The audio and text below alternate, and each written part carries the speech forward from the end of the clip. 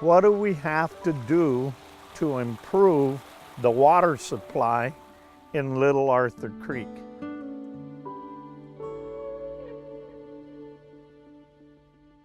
As kids, way back in the day, I'm going to be 70 soon, we grew up in the creek, hunting, fishing, camping.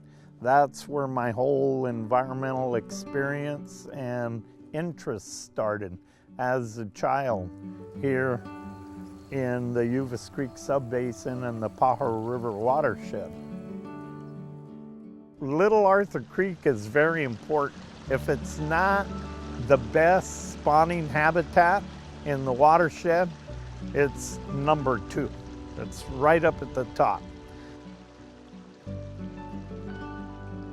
The theory behind these projects is basically that there's plenty of water, and we've done the analysis on this. There's plenty of water in the winter in these streams to satisfy both fish and people, far and away more than is needed. Okay, so if we can just get people to change their timing of their diversion, so they divert water in the winter when it's plentiful, store it, and then use that stored water in the summer and leave the creek alone during the summer, that'll allow that stream flow to persist and we can bring the fisheries back.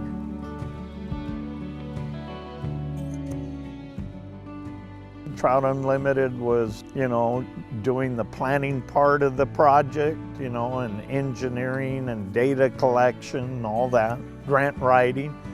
Cheer was doing the outreach, bringing property owners that are on the system, either directly pumping out or their wells are impacting the creek. So I was outreaching to them with this new concept, this new idea, water resource management project, if you want to call it that. And basically what that means is off-channel water storage.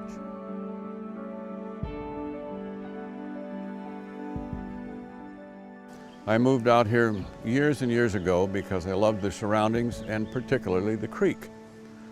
It wasn't until Herman came one day and let me know that we may in fact have been ruining a spawning area without even realizing it.